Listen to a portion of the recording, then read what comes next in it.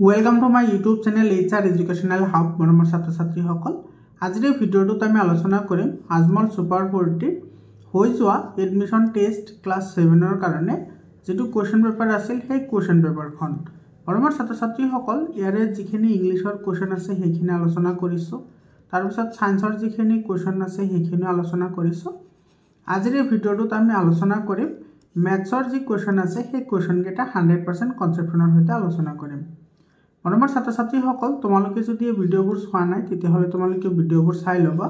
এই ভিডিঅ'বোৰ তোমালোকে মোৰ YouTube চেনেলত জয়েন হলেহে চাব পাৰিবা তোমালোকে মোৰ YouTube চেনেলত গৈ জয়েন বাটনত ক্লিক কৰি তোমালোকে জয়েন হোৱা মৰমৰ ছাত্ৰ ছাত্ৰীসকল দেৰি নকৰাকৈ আৰম্ভ কৰিছো আজিৰ এই ভিডিঅ'টো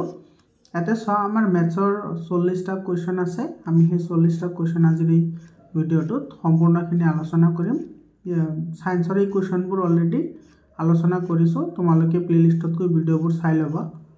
আৰু WhatsApp গ্ৰুপত জয়েন হবা WhatsApp গ্ৰুপৰ যেটো লিংক আছে এই লিংকটো মই কমেন্ট সেকশনত দি দিছো কমেন্ট সেকশনত গলে WhatsApp গ্ৰুপৰ লিংকটো পাই যাবা তাতে গলে তোমালোকে জয়েন হ'ব পাৰিবা আৰু মোৰ YouTube চেনেলত জয়েন হলেহে তোমালোকে কমপ্লিট ভিডিঅ'টো চাব পাৰিবা ইয়াতে চোৱা আমাৰ জেনাৰেল ম্যাথমেটিক্সৰ কোৱেশ্চন ইয়াৰে পৰা স্টাৰ্ট হয় তো ইয়াতে চোৱা কি কৈছে ইয়াতে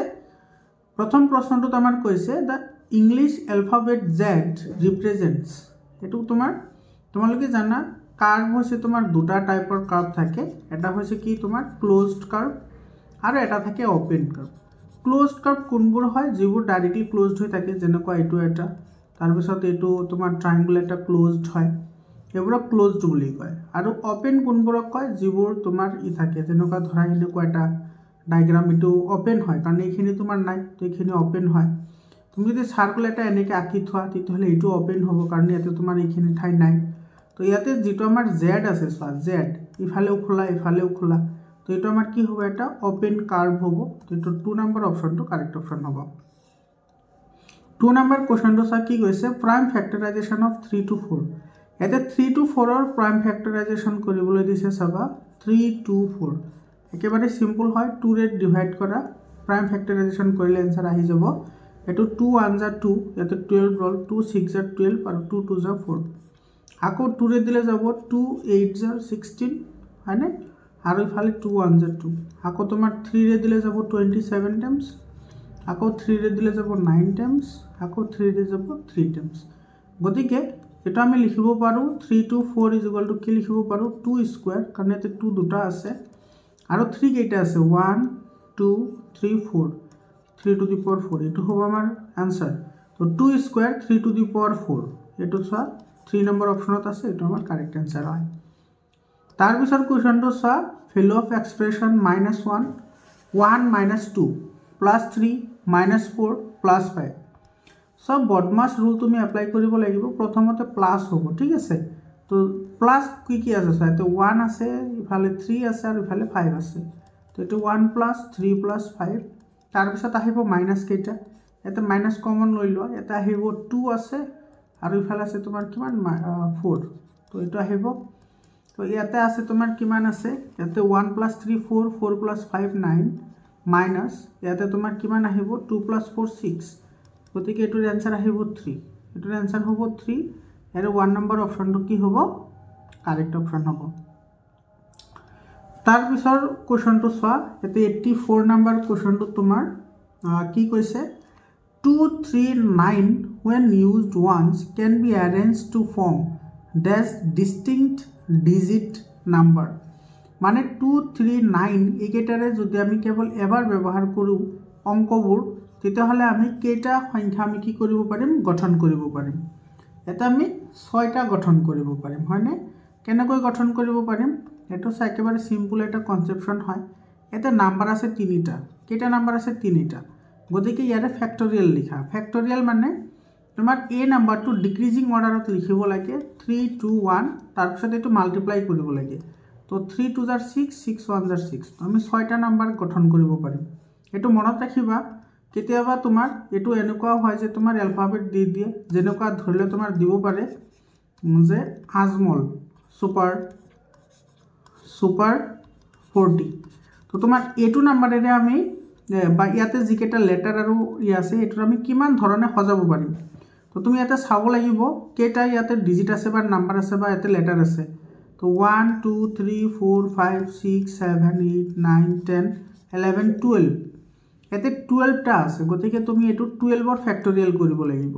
12ৰ ফ্যাক্টৰিয়েল মানে এইটো ডিক্ৰিজিং অৰ্ডাৰত লিখা 12 ইনটু 11 ইনটু 10 ইনটু 9 ইনটু তাৰপিছত আহিব 8 into 7 into 6 into 5 into 4 into 3 into 2 into 1 তো ইয়াতে তোমাৰ যিমান তুমি পাবা হিমানবাৰ তুমি এই যেটো লেটাৰ আছে সেই লেটাৰবোৰে তুমি গঠন কৰিব পাৰিবা মনত ৰাখিবা এনেকুৱা কনসেপচনৰ কোৱেশ্চন আহে তাৰ পিছৰ কোৱেশ্চনটোত কি কৈছে চোৱা which of the following is a prime number কোনটো এটা কি হয় prime number হয় ইয়াতে prime numberৰ কথা কৈছে prime number এটো তোমাৰ 61 এটো তো তোমাৰ এটো তো prime number হবো 61 to prime number হবো নেকি এটো 7 into 23 লিখিব পাৰি 7 3 is 21 নহয় তাৰ পিছত 111 মানে হৈছে তোমাৰ 3 into 37 লিখিব পাৰি আৰু আছে তোমাৰ 203 এটো তোমাৰ 7 into 29 হয় কিন্তু 139 to নোৱাৰি গতিকে এটো হ'ব আমাৰ prime number এটো কাৰেক্ট হ'ব prime number মানে যিবোৰ নাম্বাৰৰ তোমাৰ 1 আৰু সেই নাম্বাৰটো নিজেই ধৰিলে তোমাৰ 13 টো prime number কিয় হয় কাৰণ 13 ৰ দুটা ফ্যাক্টৰ আছে এটা হৈছে 1 আৰু এটা হৈছে 13 তো ইয়াত আমি এইকেইটা তো লিখিব পাৰো এইকেইটা কিন্তু এটো লিখিব নোৱাৰো গতিকে আমাৰ 3 অপশনটো কাৰেক্ট হ'ব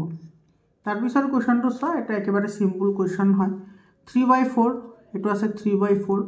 এটো প্লাস মাইনাস মাইনাস হ'ব এটো হ'ব 2/4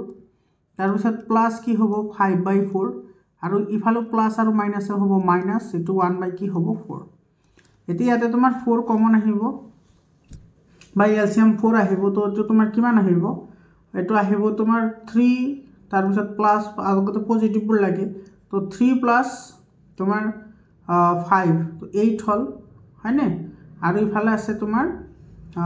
3 8 ৰ পৰা 3 গলে কিমান থাকে 5 গতিকে এটোৰ आंसर হ'ব 5/4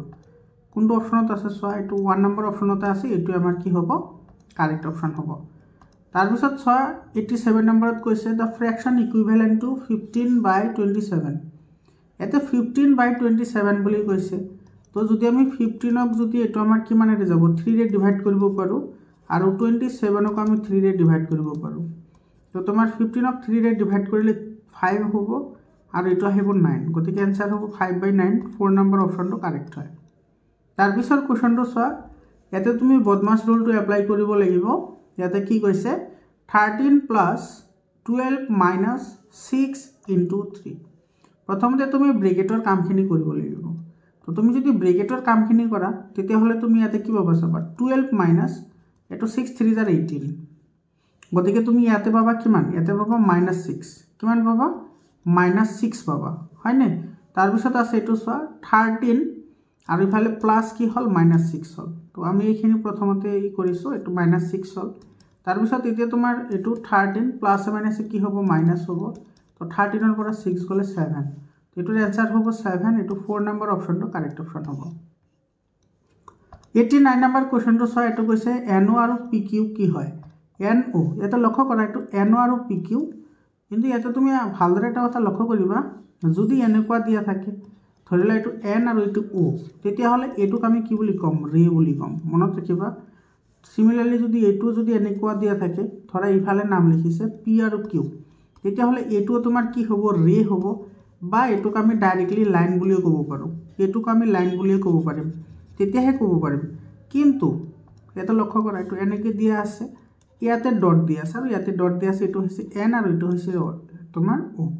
গতিকে এটো তোমাৰ কি হল এই যেটো লাইন আছে বা এই যেটো ৰে আছে ৰেৰ এটা পাৰ্টে হয় আৰু ৰেৰ পাৰ্টত এটা হলে তাক আমি কি বুলি কম লাইন সেগমেন্ট বুলি কম গতিকে তোমাৰ ইয়াতে চোৱা এইখিনিও তোমাৰ লাইন সেগমেন্ট হয় এইখিনিও লাইন সেগমেন্ট হয় গতিকে এটো লাইন সেগমেন্ট হ'ব 4 নম্বৰ অপচনটো কাৰেক্ট হ'ব